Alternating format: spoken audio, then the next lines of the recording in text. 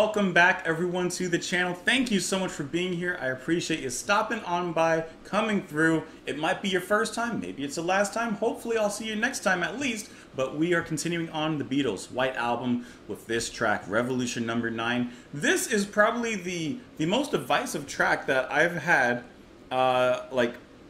talked about on this channel that I can think of in a very, very long time. Some people seem to be in the camp that this is horrible, this is trash. Some people seem to be in the camp that this is actually a pretty cool track, etc., etc. I don't know. And there is only one way to find out. So I'm excited to get into it and hear what all the hubbub is about. But yeah, let's go ahead and give it a listen. We'll talk about it for sure. We'll talk about it after. Let us dive on in. Revolution 9. Number 9, number 9, number 9. Scared me.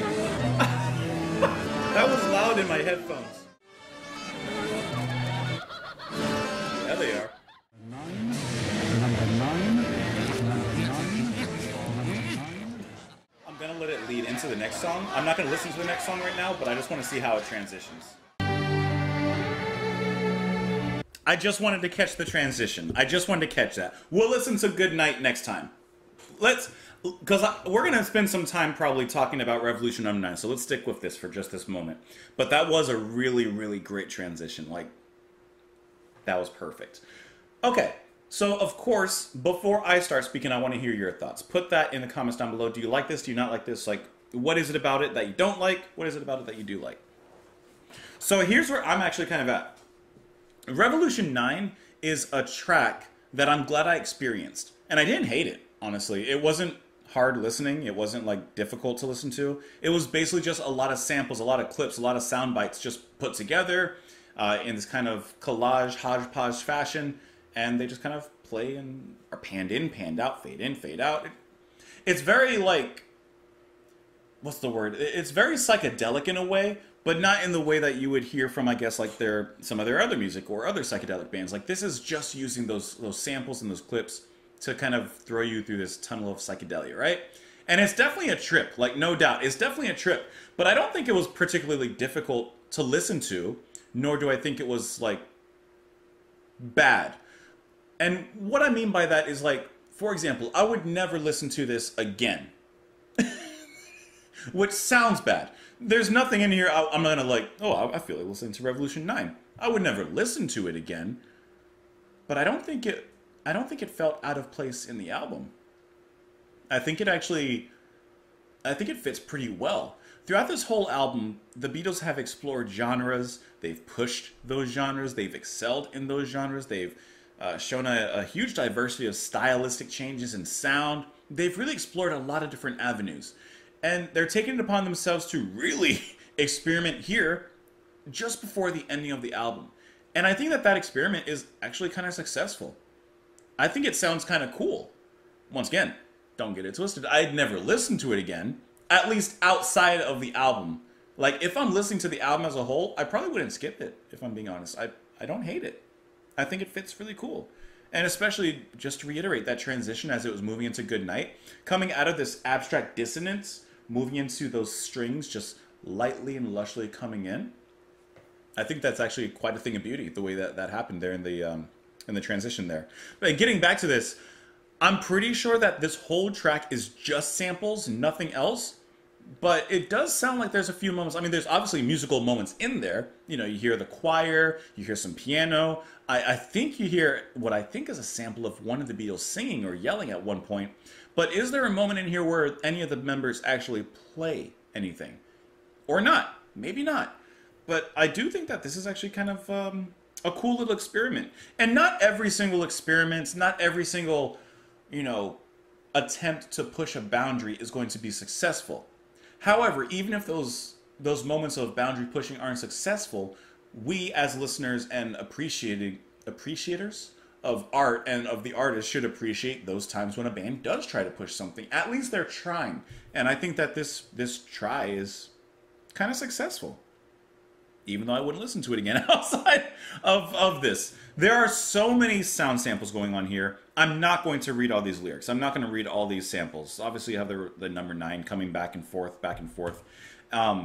But I do want to kind of get into some of the history and the information on this particular track, because I do think it's kind of interesting. It says that Lennon said he was trying to paint a picture of a revolution using sound. Okay, so that's where that comes from. Because in my mind, I'm thinking revolutions as in like circles, cycles. And you do hear a lot of motifs that come back and forth, so that does make sense as well. But I see what he was doing here, trying to paint a revolution using sound. The recording began as an extended ending to the album version of Revolution.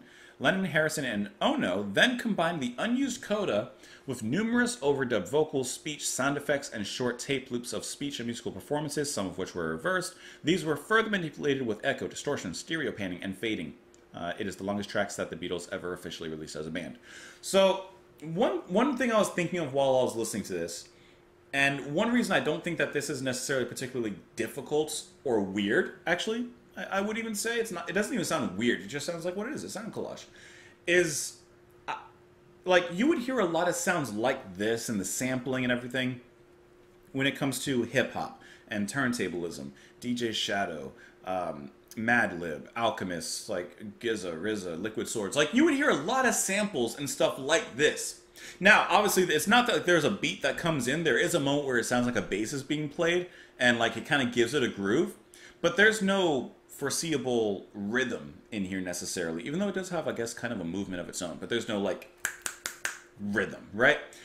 But even without the rhythm, those samples kind of sound kind of like home to me because I'm used to hearing sampled work when it comes to, like I said, hip hop and things like that. So even though the beat's not there, I can kind of relate to the sound of it, which, like I said, I think that's part of why I don't dislike it. I think it sounds kind of cool, and it fits quite right.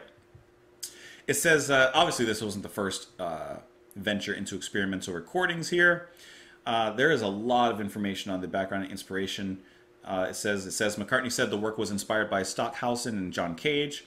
We listened to John Cage once, or did we? Get it? Because kind of did.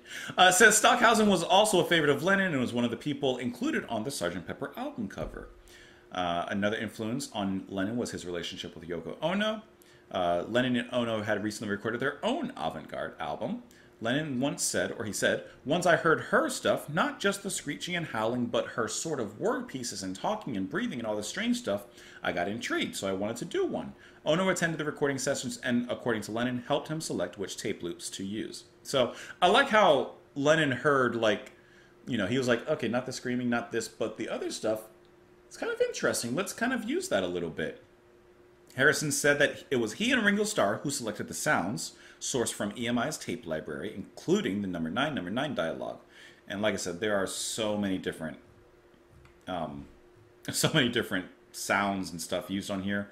Now, I'm looking on the personnel, and John Lennon, for example, is credited with the mellotron, piano. Harrison is credited with the electric guitar in certain moments. So I don't know if that's them actually playing in certain moments during the track, or if those are things that they've recorded, like they mentioned before, and those are just being played and sampled in here via the tape loops and such, and that's why they're credited with the guitar and stuff like that. So maybe that's part of it. Getting to the reception here, it says the unusual nature of this track engendered a wide range of opinions.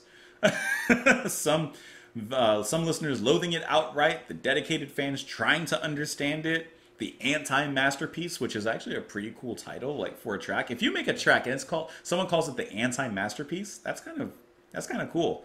Alan Smith of NME derided it as a pretentious piece of old codswallop. That's a word. A piece of idiot immaturity and a blotch on their own unquestioned talent as well as the album. See, I don't think that this is like a blotch on the album. I think that this is kind of a cool little experiment. It does go on a little bit, but at the same time, I don't feel like it goes on that long. I don't know. Like I said, I'm kind of on the more positive side of this particular track. Among more recent reviews, Rob Sheffield said it was justly maligned, but more fun than Honey Pie in Your Blues? I mean, it's more innovative than those, but I wouldn't say it's more fun. Lennon said that he was painting a sound and the picture of a revolution, but he mistakenly made it anti-revolution.